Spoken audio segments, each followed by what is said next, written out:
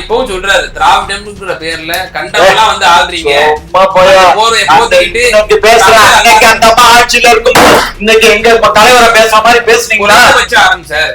அப்போ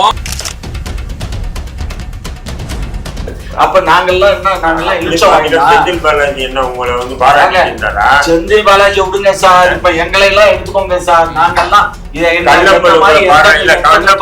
கண்ணப்பன் இப்ப அமைச்சரா இருக்காரு, அவரு திமுக பாராட்டினாரா? வேலு உங்களை வந்து கொஞ்சிட்டு இருந்தாரா? உங்களை கொஞ்சனாரா? இந்த அளவுக்கு அவங்க எல்லாம் கழுவி ஊத்தாதான் திமுகவுக்கு இவரு கழுவி ஊத்திட்டாரு. அவங்க எல்லாம் இப்ப அமைச்சர்களா இருக்காங்க இல்லையா திமுக? அரசியல் பண்றாங்க. நாங்க வந்து திமுக என்ற ஒரு கட்சியை ஒழிப்பதற்காக தான் எம்ஜிஆர் என்ற ஒரு நபரையே இதே கம்யூனிஸ்ட் கட்சிக்கு தான் அவரை கொம்பு சிங்கி கட்சி அரசியலுக்கு இறக்குறாங்க. அந்த கம்யூனிஸ்ட் கட்சி கூட நீங்க இப்ப கொம்பு கொஞ்சி கொள்ளாவலையா? கூட்டணியில உலாவலையா? மதசார்பு கூட்டணி சொல்லலையா? விளக்கம் கொடுத்திருக்காரு, நெருக்கடியில இருக்கோம் நாங்க, அதனால கொடுக்க முடியலன்னு சொல்லி விளக்கம் கொடுக்குறாரு. தெளிவா சொல்லிட்டாங்க, வருகின்ற பொங்கலுக்கு 1 கிலோ பச்சரிசி, 1 கிலோ சக்கரை, ஒரு முழு கரும்பு, இது வந்து நீங்க டோக்கன் வாங்கிங்க. டோக்கன் வாங்கிட்டு அருகில் உள்ள நீங்க ரேஷன் கார்டை போய் வாங்கிங்கன்னு சொல்லி அறிக்கையே கொடுத்தாச்சு அரசு. முதல்வர் தாங்க சொல்லணும். அவருக்கு ஏங்க இதை போய் எங்க 1000 ரூபாய் கொடுக்குற விஷயத்த ஒரு டிபேட்ல உட்காந்து காமாட்சி நாயுடு சொல்ல இயலுமாங்க? என்ன நம்பி ஒரு இது வேண்டாமா?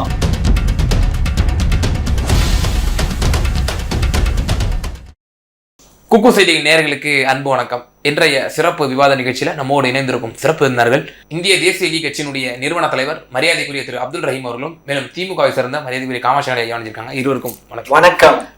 திரு காமாட்சி நாயுடு ஐயா, திரு வைகோ அவர்கள் கடந்த காலங்களில் திமுகவை நான் வேரோடு மன்னம் நான் அடிப்பேன், ரொம்ப கடுமையான விமர்சனங்கள்லாம் ஒன்று வச்சுருந்தாரு. இப்போ ஒரு சாஃப்ட் டோனில் இப்போ ஒரு அதே தொனியில் வேற ஒரு ஸ்லோகனை வந்து சொல்லியிருக்காரு. நான் உயிருள்ள வரை திராவிட முன்னேற்ற கழகத்தினுடைய ஆட்சியை நான் வந்து நீடிக்க செய்வேன் அப்படின்ற ஒரு வாக்குறுதியை கொடுத்துருக்கிறாரு. எப்படி பார்க்குறீங்க? அன்னைக்கு அவர் சொன்னதுக்கும் இன்னைக்கு அவர் சொன்னதுக்கும் சரியா போச்சு. பறிக்காத கோடை போட்டாரு, இப்படி ஒரு கோடை போட்டீங்கன்னா பிளஸ் ஆகி போச்சு, முடிஞ்சு அவ்வளவுதான். அதை பத்தி என்ன தப்பி பேசுறது?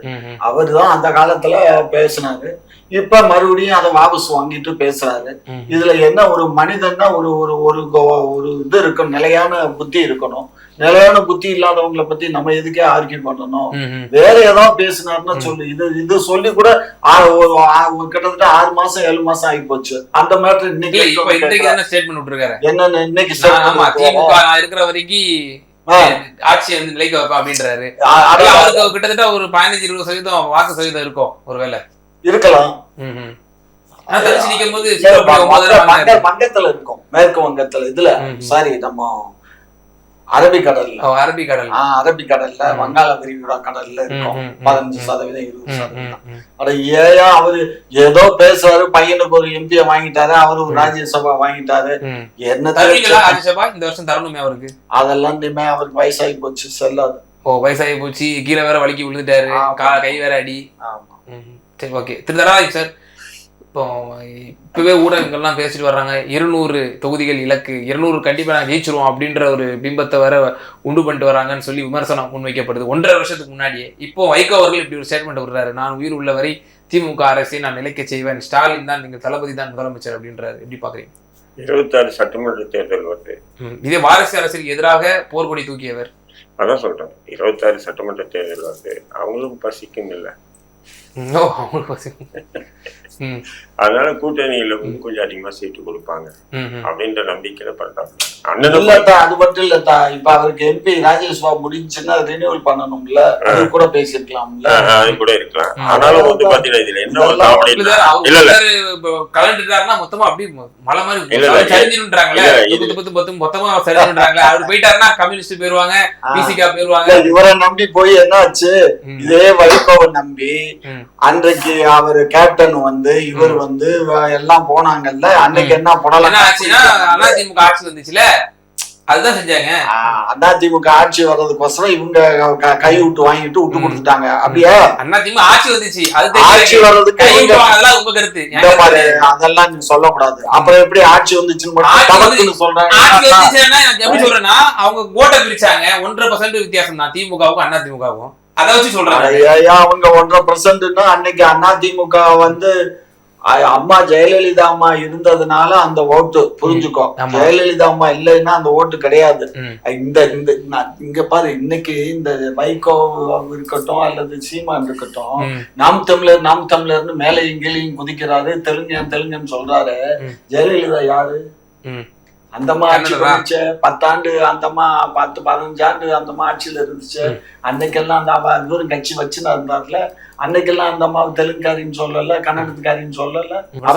இப்பவும் சொல்றாரு திராவிடம்ங்கிற பேர்ல கண்டவெல்லாம் வந்து ஆள்றீங்க. அந்த அம்மா ஆட்சியில இருக்கும் இன்னைக்கு எங்க தலைவரை பேசுற மாதிரி பேசுனீங்களா வச்சு ஆரம்பிச்சாரு. அப்போ நிர்பந்த சூழ்நிலை அப்போ ஈழப்படுகொலை நடந்துட்டு இருக்கு. அதனால ஈழ படுகொலை நடந்துச்சு. அதனால கண்ணு இங்க பாரு கண்ணு, அந்த அம்மா இருந்திருந்தா நடக்கிறதே வேற. அந்த அம்மா என்னத்தையா போடும் உருட்டும். வைகோவே தூக்கி கொண்டு உள்ள போட்டுச்சு. வைகோவே இதுல போர்சோ சட்டத்துலதான் உள்ள கிடந்தாரு. ஆமா, அவரு அதுலதானே இருந்தாரு. தெரியாதா உனக்கு? பொடா சட்டம் இது இல்லையா? நீங்க சீமானுக்கு இப்படிதான் சொன்னீங்க. போடா சட்டத்தை போட்டு கோத்தமல்லி கோர்ட்ல தனிச்சிறையில போய் உக்காந்துட்டு இருந்தாங்க. அது மாதிரி போட்டு அந்த அம்மா. அவர் திமுக ஆதரவாக பேசுறேன். நீங்க இங்க பாருங்க, திமுகவுக்கு ஆதரவா பேசினாருன்னா நான் இல்லைன்னு சொல்லுவேன். எங்களுக்கு வந்து எங்க கட்சியை வந்து எங்க தலைவர் இருக்கும் போது எவ்வளவெல்லாம் எங்க தலைவரையும் எங்க தளபதியை பத்தி எவ்வளவெல்லாம் பேசினாரு. இன்னைக்கு அவருக்கு பதவி வேணுங்கிறதுக்காக காலில் விழுந்து இன்னைக்கு பதவியை வாங்கிட்டு உட்கார்ந்துட்டு இருக்காரு. அப்ப நாங்கெல்லாம் செந்தில் பாலாஜி என்ன உங்களை வந்து பாராட்டுறாரா? செந்தில் பாலாஜி விடுங்க சார், இப்ப எங்களை எல்லாம் எடுத்துக்கோங்க சார். நாங்கெல்லாம் கண்ணப்பன் இப்ப அமைச்சரா இருக்காரு, அவரு திமுகவை பாராட்டுறாரா? உங்களை வந்து கொஞ்சிட்டு இருந்தாரா? அந்த அளவுக்கு உங்களை கொஞ்சம் யாரும் இந்த அளவுக்கு அவங்க எல்லாம் கழிவு ஊத்தாத திமுகவுக்கு இவரு கழிவு ஊத்திட்டாரு. அவங்க எல்லாம் இப்ப அமைச்சர்களா இருக்காங்க இல்லையா திமுகல? வைகோ அளவுக்கு யாருமே பேசலங்க எங்க கட்சிய. புரிஞ்சுக்கோங்க, நல்லா புரிஞ்சுக்கோங்க. யாரா வேற யாரும் இல்ல. திருமாவளவன் அண்ணனும் சொன்னாரு கண்ணாடி வெறியன் கட்டு வெறியன் சொன்னாரு. அவரு சொன்னாரு. யாரு சொன்னாரு? திமுகவையும் அதிமுகவும் சொன்னாரு. வைகோவை சொல்லல. வைகோ கூட கூட்டணி இருந்த போது இதே திமுக அதிமுக கண்ணாடி வெறியன் கட்டு வெறியன்னு சொல்லி ஒப்பிட்டு சொன்னாரு. என்னத்த வேணாலும் ஒரு விஷயம் புரிஞ்சுக்கோங்க. வாயின்னு ஒண்ணு இருக்குது. ஏதாவது பண்ணி அரசியல் பண்ணணும். அவங்க எல்லாம் அரசியல் பண்றாங்க. நாங்க வந்து இப்ப திமுக என்ற ஒரு கட்சியை ஒழிப்பதற்காக தான் எம்ஜிஆர் என்ற ஒரு நபரையே இதே கம்யூனிஸ்ட் கட்சிக்கு தான் அவரை கொம்பு சிங்கி கட்சி அரசியலுக்கு இறக்குறாங்க. அந்த கம்யூனிஸ்ட் கட்சி கூட நீங்க இப்ப கொஞ்சம் கொலாவலையா? அந்த கூட்டணியில உலாவலையா? கூட்டணி சொல்லலையா? ரைட் கம்யூனிஸ்ட் கட்சியை சேர்ந்த கல்யாண சுந்தரம் மட்டும்தான் ஆதரவு. லெப்ட் எல்லாம் ஆதரவு இல்ல. எல்லா லெப்டுகளும் தான் ஆதரவு. லெப்ட் இல்ல, அவர் கல்யாண சுந்தரம் மட்டும்தான் ஆதரவு கொடுத்தாரு, ரைட் கம்யூனிஸ்ட். அதுக்கப்புறம் வந்து எம்ஜிஆருக்கு வந்து எம்ஜிஆர் எங்களை ஓச்சிரும் சொன்னாரு. அவரு கடைசியில ஓஞ்சு போயிட்டாரு. அதுக்கப்புறம் இந்த அம்மா எங்களை வந்து அதாவது தீய சக்தின்னு சொல்லி எங்களை வசமாடிச்சு. அந்த அம்மா யாரு தீய சக்தின்னு அந்த அம்மா இயற்கை மரணம் கூட இல்லாம அந்த அம்மா போய் சேர்ந்தாங்க. பாவம். இயற்கை மரணம் அதுல என்ன சந்தேகம் உங்களுக்கு? அப்படியா? ஆமா, எனக்கு சந்தேகம் இல்ல. அப்போ நீங்க முதலமைச்சர் சொல்லி ஒரு கமிஷன் அமைக்க சொல்லுங்க. ஆறுமுகசாமி அமைச்சர் வந்து அது பல வருஷம் ஆகி ஆறுமுகசாமி கொடுத்த ஆணையம் இதெல்லாம் இருக்கு. அது எப்படி என்ன நடவடிக்கை எடுக்கணும்னு இருக்கு. தூத்துக்குடி இருக்கு, இது இருக்கு, நம்ம கோடநாடு கொலை வழக்கு இருக்கு. அது ஆறுமுகசாமி ஆணையம் இந்த 3 வழக்கும் பெண்டிங்ல இருக்கு. எப்ப வேணாலும் தூசி. இப்போ திமுக 200ன்னு சொல்லி பேச சொல்ல ஆரம்பிச்சிட்டாங்க. கூட்டணி கட்சிகளும் நாங்க அடுத்த ஆட்சி எங்களுக்கு தான் அப்படின்னு சொல்லி இவ்வளவு தன்னம்பிக்கையோட சொல்றதுக்கான காரணம் எதிர்கட்சிகள்லாம் இவ்வளவு பிளவுபட்டு இருக்கிறதுனால. மோடி கூட தான் சொன்னாரு. இல்ல, அது எதிர்கட்சியில் உள்ள பிளவ வச்சுதானே அவங்க சொல்றாங்க. மோடி சொன்னாரா இல்லையா? அடுத்த முறை 400 தாண்டுவோம். அதே தோணியில திமுக சொல்லுதுன்றீங்களா? அப்படிதான் பாத்துக்கணும். ஆளுங்கட்சி இவங்க பாராளுமன்ற தேர்தலை வச்சு சட்டமன்ற தேர்தலை எதிர்கொண்டாங்கன்னா வேலைக்காகாது. பாராளுமன்ற தேர்தல் இருந்தது இங்க இருக்கக்கூடிய திமுக, ஏன்னா திமுக காரனே வந்து இந்தியா கூட்டணி ஓட்டு கேட்டு தான் போடாதீங்க எல்லாரும். திமுக கூட்டணிக்கு யாரும் ஓட்டு கேட்கல. திமுக கூட்டணிக்கு ஓட்டு போடுங்கன்னு சொல்லியிருந்தாங்கன்னா பாராளுமன்ற தேர்தலில் படுதோல்வி அடைஞ்சிருப்பாங்க. இந்தியா கூட்டணி ஓட்டு போடுங்க மக்கள், தமிழக மக்களை பொறுத்தவரையிலையும் அது பிஜேபிக்கு எதிராக மோடி வரக்கூடாது என்ற நிலைப்பாடு இருந்ததுனால அது இந்தியா கூட்டணிக்காக ஓட்டு போட்டாங்க. அதை எடுத்துட்டு இவங்க என்ன பண்றாங்கன்னா தங்களுக்கு கிடைக்கும். இப்ப நீங்களே சொல்லுங்க, இப்ப இஸ்லாமிய மக்கள் யாருக்கு போடுவாங்க ஓட்டு? அதிமுக போடுவாங்க, திமுக தானே போடுவாங்க. அவங்க தான் நல்லா இருக்காங்க. அதான் சொல்றேன், இஸ்லாமிய மக்களுடைய நிலை அந்த தேர்தல் நேரத்துல வைக்கக்கூடிய கூட்டணி வச்சுதான் இருக்கு. இப்ப திமுக கூட வந்து விடுதலை சிறுத்தை, கம்யூனிஸ்டுகள், காங்கிரஸ் எல்லாமே இருந்ததுன்னா முஸ்லீம்கள் என்ன பண்ணுவாங்கன்னா, ஏன்னா இப்ப வந்து ஒரு குறிப்பிட்ட மக்கள் விடுதலை சிறுத்தையில இருக்காங்க, குறிப்பிட்ட மக்கள் காங்கிரஸ்ல இருக்காங்க, குறிப்பிட்ட மக்கள் கம்யூனிஸ்ட் கட்சியில இருக்காங்க, திமுக கொஞ்சம் பேர் இருக்காங்க. இவங்க எல்லாம் பிரச்சாரம் பண்ணி என்ன பண்ணுவானுங்கன்னா அது திமுகவுக்கு ஒட்டுமொத்த சமுதாயத்தை இப்படிதான் மாத்திட்டு வரானுங்க. புரியுதுங்களா? அதே இது இந்த கூட்டணியில வந்து மாற்றம் வந்ததுன்னு சொன்னா இஸ்லாமியருடைய வாக்குகள் மாறத்துக்கு வாய்ப்புகள் இருக்கு. ஆனா இந்த தேர்தலில், சட்டமன்ற தேர்தலில் இஸ்லாமியருடைய வாக்குகளை மாற்று அரசியல் கொண்டு வரணும்ன்றதுதான் என்னுடைய திட்டம். அதுக்குதான் வேலை பாக்குறீங்களா? உண்மைதான். இஸ்லாமியர்கள் வந்து ஏமாத்திட்டு வராங்க. திமுக வந்து இஸ்லாமியர்களை ஓட்டு வங்கிகளா பயன்படுத்திட்டு வராங்க. அப்படின்னும் போது அதை மாற்றணும் அப்படின்ற ஒரு நிலைப்பாடு தான் என்னுடைய அரசியல் நகர்வே.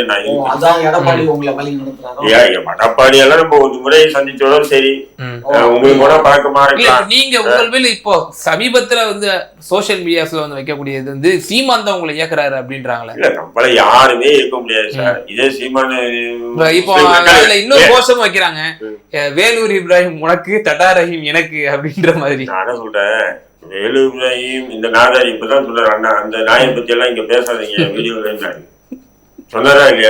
மறுபடியும் அந்த கேள்வி உங்களை வந்து இப்ப சொன்னார்ல எடப்பாடி இயக்குதுன்ட்டு, அதோட இந்த சேர்த்து இந்த கேள்வி சோசியல் மீடியாஸ்ல வந்து உங்களுக்கு இந்த மாதிரி வைக்கிறாங்க. அது திமுகவுக்கு வேலையே தான். திமுக சில பேர் இருக்காங்க, திமுக இருக்கு ஆதரிக்கக்கூடிய அத்தனை முஸ்லீம் பசங்களும் பாருங்க, ஒன்னும் பவுடர் வியாபாரியா இருப்பான், இல்ல இது என்னது ஒண்ணு பவுடர் வியாபாரியா இல்ல, ஒண்ணு பவுடர் வியாபாரியா இருப்பான், இல்லன்னு சொன்னா அவால வியாபாரியா இருப்பான். இல்ல நேற்று கூட பவுடர் வந்து முஸ்லீம் ஒரு 3 பேர் அதுல இன்வால்வ் அரெஸ்ட் பண்ணிருக்காங்க. 17 கோடி.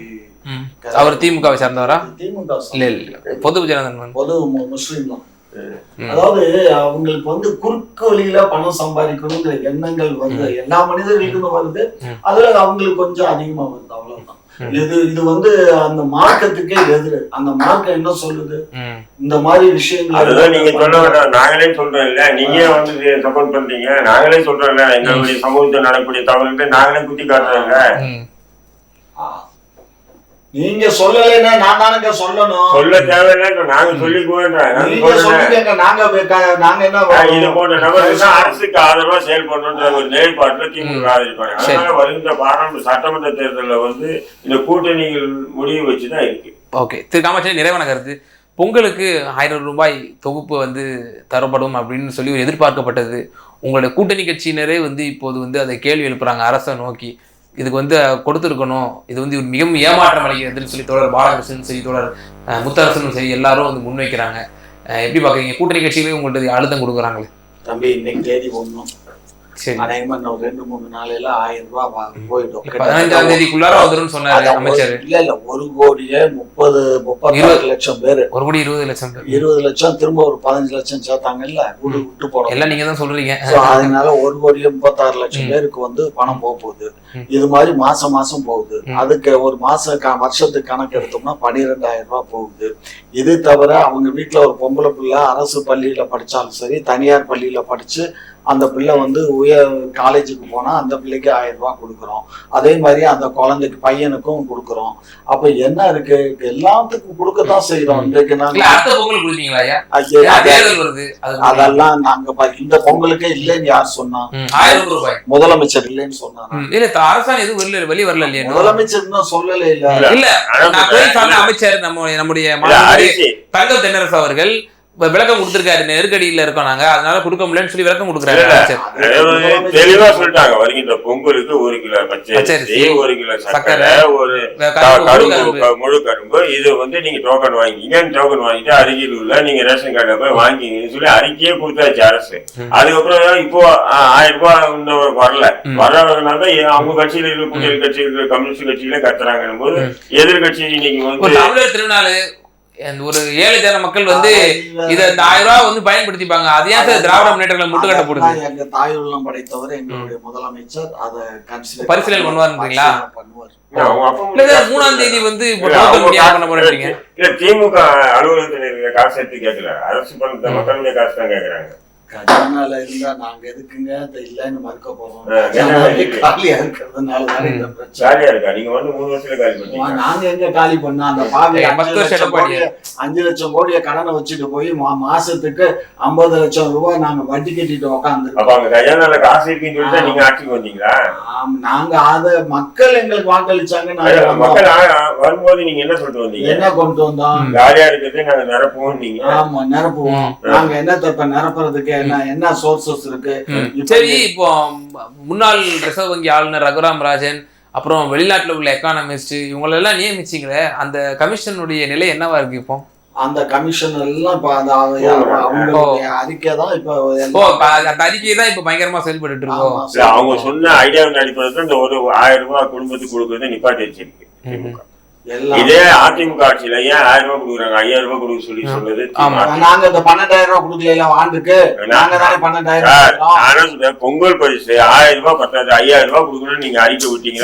பொங்கல் கொடுத்தா சார் மாசம் இப்ப நாங்க தந்துட்டு இருக்கோம். மாச கதை அது நீங்களா வாக்கு கொடுத்தீங்க, வாக்கு கொடுத்து கொடுக்குறீங்க. நீங்க 5000 ரூபாய் எடப்பாடி 2000 ரூபாய் தருவோம்னு சொல்லி சொன்னாரு ஆட்சிக்கு வந்தா. நீங்க இப்போ 1000 ரூபாய் கூட கொடுக்கல சார். அதெல்லாம் எங்க முதலமைச்சர் பார்த்துப்பாரு சார். அதெல்லாம் ஏதோ ஒரு படத்து சொல்லால எல்லாம் மேல உள்ள பாத்துமா, எல்லாம் மேல உள்ள பாத்துமா, எல்லாம் மேல உள்ள பார்த்தா கீழே உள்ள யாரா பாக்குறது? எல்லாருமே பாத்துக்குவார் முதல்வர், எல்லாருமே பாத்துக்குவார் முதல்வர்னுட்டு. முதல்வர் தாங்க சொல்லணும். அவர் ஏங்க இத போய் எங்க 1000 ரூபாய் கொடுக்குற விஷயத்த ஒரு டிபேட்ல உட்காந்து காமாட்சி நாயுடு சொல்ல இயலுமாங்க? என்ன நம்பி ஒரு இது வேண்டாமா? யார் எந்தெந்த தகுதி இருக்கு, எனக்கு என்ன தகுதி இருக்கு அதை பத்தி. நேற்று தினம் ஒரு முன்னணி தனியார் தொலைக்காட்சியில இது ஒரு டிபேட், 1000 ரூபாய் ஏன் தரப்படவில்லை, இப்படி ஒரு விளக்கத்தை கொடுக்குறாருன்னு சொல்லி நம்ம எல்லாரும் உங்க திமுக பிரமுகர் உட்பட எல்லாரும் போய் கலந்து அந்த தங்களோட கருத்துக்களை பதிவு செஞ்சாங்க. முன்னணி ஊடகத்திலே விவாதம் செஞ்சாங்க. நான் சொல்றது இதுதான், எந்த முன்னணி ஊடகமா இருந்தாலும் சரி, ஆளா இருந்தாலும் சரி, இது முதலமைச்சருடைய முடிவு. அவர் என்ன சொல்றாரோ அதுதான்.